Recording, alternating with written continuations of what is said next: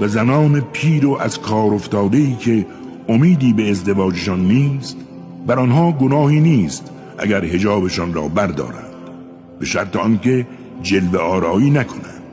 اما اگر خود را بپوشانند برایشان بهتر است. بدانید که خدا شنوا و آگاه است.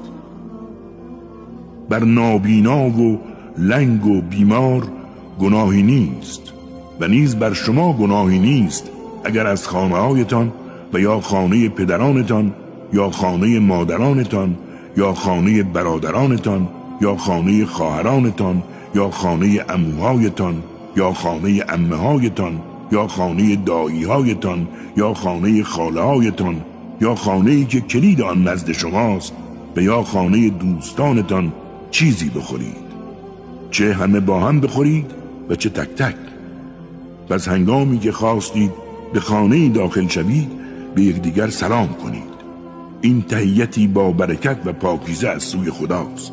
این چنین خداوند آیاتش را بر شما بیان می کند.